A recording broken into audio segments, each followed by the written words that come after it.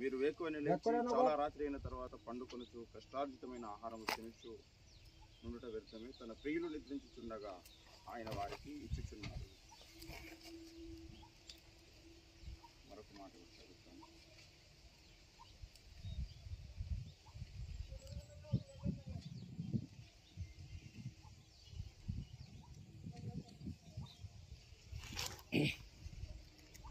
ఆదియందు నీవు భూమికి పునాది వేసితివి, ఆకాశములు కూడా నీ చేతి పనులు.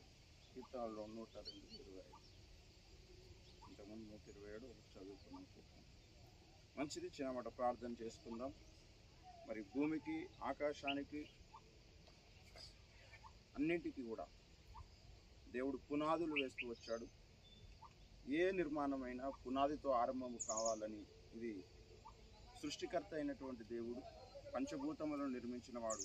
గాలి, నీరు, నింగి, నిప్పు, నేల, వీటిని సృష్టించినటువంటి దేవుడు తన మాటతో ఏ నిర్మాణము జరిగినా సరే అది పునాదితో ఆరంభం కావాలని దేవుడు నిర్ణయించాడు. ఆకాశంలోకి పునాది ఉంది, భూమికి పునాది ఉంది, పరిశుద్ధ పట్టణానికి పునాది ఉన్నది. ఏ చిన్న నిర్మాణం అనేది జరిగినా అది పునాదితో ఆరంభం కావాలనేది దేవుడు ఏర్పాటు చేసినటువంటి నిర్ణయం. కనుక పునాది లేకుండా కట్టడం అనేది అసంభవం, అసాధ్యం.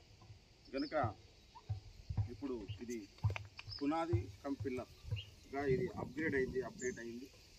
కనుక పునాది లేకుండా కట్టడము అనేది సాధ్యపడదు ఏ దేశంలో అయినా, ప్రపంచం మొత్తంలో ఏ నిర్మాణమైనా. కనుక ఈ యొక్క నిర్మాణం యొక్క ఆలోచన మొట్టమొదటి చేసినవాడు, ఇచ్చినవాడు దేవుడు. భూమికి పునాది, ఇప్పుడు మనం నిలబడిన ఈ భూమి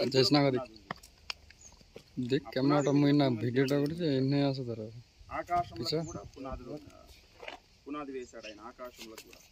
తర్వాత పిల్లర్స్ వేశాడు, స్తంభములు వేసి ఆ స్తంభముల మీద భూమి నిలబెట్టాడు, ఆకాశంలో నిలబెట్టాడు, ఈ సకల విశ్వమును కూడా ఆయన నిలబెట్టాడు. ప్రతిదానికి పునాది వేశాడు ఆయన. కనుక ఈరోజు ఒక గృహం నిర్మించడానికి కూడా పునాది అనేది అవసరం.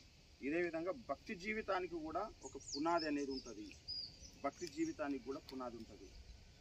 ఆ పునాది దేవుడు అయి ఉన్నాడు. అందుకే ఆయన ముఖ్యమైన మూలరాయి అయి ఉన్నాడు. మానవ జాతికి, మనుషుల జీవితాలకు, కుటుంబాలకు దేవుడు ముఖ్యమైన మూలరాయిగా ఉన్నాడు. ఇప్పుడు కూడా మనము ముఖ్యమైన మూలరాయి, ఇల్లు నిర్మాణం మొత్తానికి ఒక రాయిని మనము ఏర్పాటు చేస్తున్నాము. అంటే ఈ రాయితోనే, ఈ మూలరాయితోనే ఇదంతా కూడా నిర్మాణం అనేది జరుగుతుంది. ఈ కార్నర్తోనే తీసుకోబడుతుంది అన్నమాట. 4 మూలలు కావచ్చు, దాని ఎత్తు కావచ్చు, దాని అంతటికి కూడా మూలము ఇప్పుడు మనం ప్రార్థించి ఏర్పాటు చేస్తున్నటువంటి ఇప్పుడు ఈ పిల్లరు, ఈ మొదటి రాయి అనబడిందే. కనుక ఆ మొదటి రాయి భక్తి జీవితంలో, వ్యక్తిగత జీవితంలో దేవుడై ఉన్నాడు, యేసుక్రీస్తు ప్రభు అయి ఉన్నాడు. ఎందుకంటే ఆయన సృష్టికంతటికి మూలం, మానవ జాతి బ్రతుకంతటికి మూలం, అన్నిటికీ మూలం ఆయననే. ఈ పునాది వేయడం అనేది నేర్పించింది కూడా ఆయననే. కనుక ఆయన చెప్పినట్లుగా ఈ ఇల్లు నిర్మాణం కొరకు కూడా మనం ఇప్పుడు పునాది రాయిని వేసుకుంటూ ఉన్నాము. దీని కొరకు దేవుని నామములని ప్రార్థించి మనం ప్రతిష్ఠించుకుంటున్నాము. మరి దేవుడు జరగబోతున్న కన్స్ట్రక్షన్ అంతా ఆశీర్వాదకరంగా, దీవెనకరంగా జరిగించునుగాక. ప్రార్థన చేసుకుందాం. కృపగల దేవ, దయగలిగిన రాజా, దయామయుడ, మీ బంగారీ పాదాలకు వందనాలు, కలేని స్తోత్రాలు చెల్లించుకుంటున్నాం. అయ్యా, నీవే ముఖ్యమైన మూలరాయి అయి ఉండగా నిన్ను మేము ద్వేషించక, నిన్ను మేము తొలగించక, ఈ యొక్క గృహ నిర్మాణానికి మరి మొదటి రాయి అనేది, మూలరాయి అనేది లేకుండా ఇల్లు నిర్మాణం అనేది భూమి మీద ఎక్కడ జరగదు. మరి ఇక్కడ మరి జహీరాబాద్ పట్టణంలో, డిడిఎస్ కాలనీలో, ఇక్కడ కూడా పంటరి మరి కుటుంబంలో ఏర్పాటు చేయబడుతున్నటువంటి ఈ యొక్క నూతన గృహం, పంటరి కవితముల యొక్క నూతన గృహాన్ని కూడా మరి నిర్మించబడబోతుండగా ఈ గృహానికి కూడా మూలరాయి అవసరం. ఈ గృహానికి ఈ మూలరాయి ఎంతైతే అవసరమో వ్యక్తిగత జీవితంలో ప్రతి ఒక్కరికి కూడా, మరి భక్తి జీవితంలో కూడా మరి మూలరాయి అనేది ఒకటి ఉండాలి. అది దేవుడై ఉండాలి. అది నీవే మూలరాయి అని నీవే చెప్పబడినవు పేతురు పత్రికలో.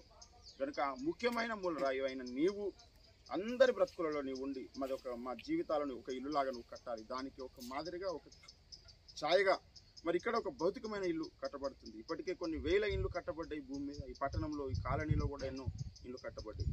అయితే ఇది మా భక్తి జీవితాలకు ఒక మాదిరిగా, ఒక ఛాయగా ఉండునట్లుగా మీరు దీవించండి. ఇది కూడా నివాసయోగ్యమైన ఇల్లుగా నిర్మించబడి ఎలాంటి లోటుపాట్లు రాకుండా త్వరితముగా ముగింపు దశలోనికి వచ్చి ఇది నిన్ను మహిమపరిచినట్లుగా, నిన్ను ఆరాధించినట్లుగా, అనేకులకు సాక్షార్థంగా ఉండున్నట్లుగా మీరు దీవించి ఆశీర్వదించమని ఇదిగో ప్రభా తీసుకురాబడినటువంటి ఈ యొక్క నూనె మీద నీ రక్తాన్ని ప్రోక్షిస్తున్నా, నీ యొక్క కోకోనట్ ఆయిల్ మీద దీన్ని ఇప్పుడే నీ రక్తముగా మార్చండి. కల్వరి శిలువలో నువ్వు బలి అయి చనిపోయి తిరిగి లేచావు. మా కొరకు ఈ లోకంలో కన్యమరి గర్భం ద్వారా జన్మించావు.